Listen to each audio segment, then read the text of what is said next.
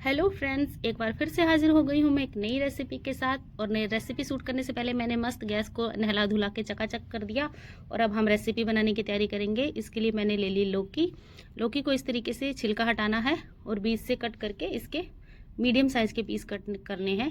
Pieces जो है वो बहुत छोटे भी नहीं होने चाहिए और बहुत बड़े भी नहीं रखने हैं, तो मीडियम साइज़ के पीस ही हमें इस तरीके से कट कर लेने हैं। लौकी की क्वांटिटी आपको अपनी फैमिली के अकॉर्डिंग लेनी है। जितने आप फैमिली मेंबर के हिसाब से बनाना चाहें उसी हिसाब से क्वांटिटी लीजिएगा। मैं 4 पर्सन के लिए बना रही हूँ, तो मैंने लौकी का इतना सा ही टुकड़ा यूज़ किया था। अब लौकी को कट करके हम साइड में रख देंगे। गैस की फ्लेम ऑन करने के बाद इसमें हम कुकर रखेंगे और कुकर में हम डाल देंगे 2 गिलास पानी। पानी की क्वांटिटी भी आप कम ज़्यादा फैमिली के हिसाब से रख लीजिएगा।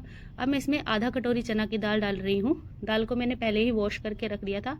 अब मैंने लौकी के जो पीस कट किए थे ना, इन लौकी के टुकड़ों को भी मैंने 3 से 4 पानी में अच्छी तरह से धोया और कुकर में लौकी चना दाल के साथ ही डाल दिया है।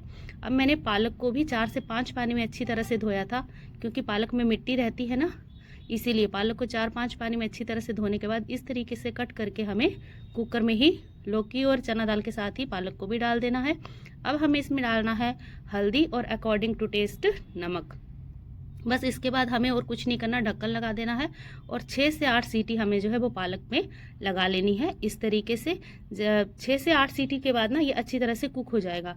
तो 2 सीटी जो है वो हम मीडियम फ्लेम पे लगाएंगे और उसके बाद हम इसकी गैस की फ्लेम को लो कर देंगे। मीडियम टू लो फ्लेम पे ही दाल को अच्छी तरह से पकाना है। मैंने टमाटर को भी धो के रख लिया है। वैसे तो मैं सब्जियां धो के ही यूज़ करती हूँ, पहले से फ्रिज में धो के ही सब्जी रखती हूँ, लेकिन मैंने फिर से दोबारा से सब्जी को धो लिया।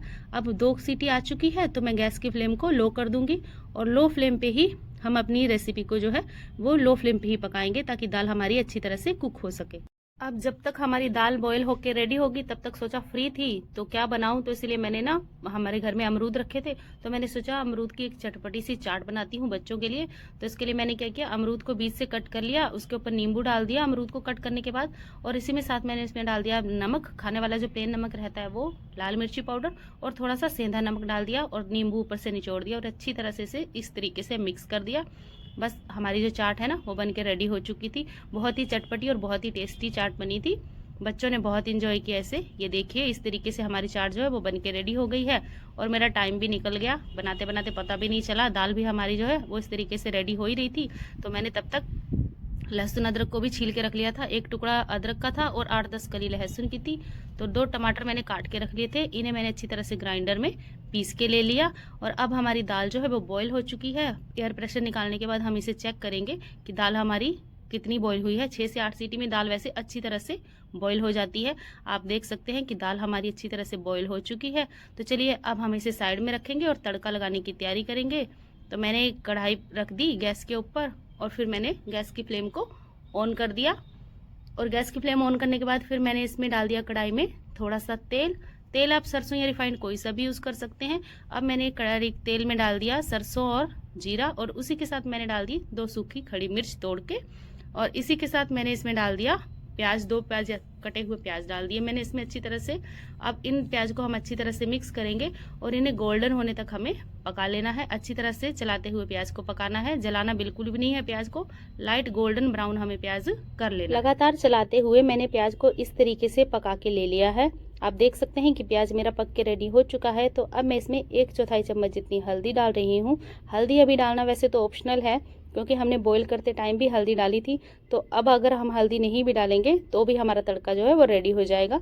तो इस तरीके से मैंने हल्दी को डाला और उसे 2 मिनट तक पका लिया है। तो हल्दी के पकते ही मैंने इसमें डाल दिया टमाटर, लहसुन अदरक का जो पेस्ट ग्राइंडर में मैंने तैयार करके ले लिया था ना, वो पेस्ट मैंने इसमें डाल दिया है और इसे इस तरीके से लगातार चलाते हुए अच्छी तरह से मिक्स कर लिया है। फ्रेंड्स, आप चाहें तो आप टमाटर को काट के भी यूज़ कर सकते हैं। मैंने तो टमाटर का पेस्ट बनाया, लेकिन आप चाहें तो आप काट के भी यूज़ कर सकते हैं, उससे भी सब्ज़ी अच्छी ही बनती है। ऐसा नहीं है कि आप काट के नहीं डालेंगे तो सब्ज़ी अच्छी नहीं बनेगी। अब ग्राइंडर में थोड़ा सा पेस्ट रह गया था टमाटर लहसुन अदरक का, तो मैंने ग्राइंडर जार को धो के फिर से कढ़ाई में डाल दिया, इसी तड़के में डाल दिया और लगातार इसे फिर से मिक्स कर लिया, चलाते हुए इस तरीके से मिक्स कर लिया है। और अब मैं इसमें डालूंगी अकॉर्डिंग टू टेस्ट मिर्ची पाउडर। ये आप कम या ज़्यादा रख सकते हैं अपने हिसाब से। अगर आप तीखा ज़्यादा खाते हैं तो ज़्यादा मिर्ची डालिएगा और कम तीखा खाते हैं तो कम मिर्ची आप रख सकते हैं।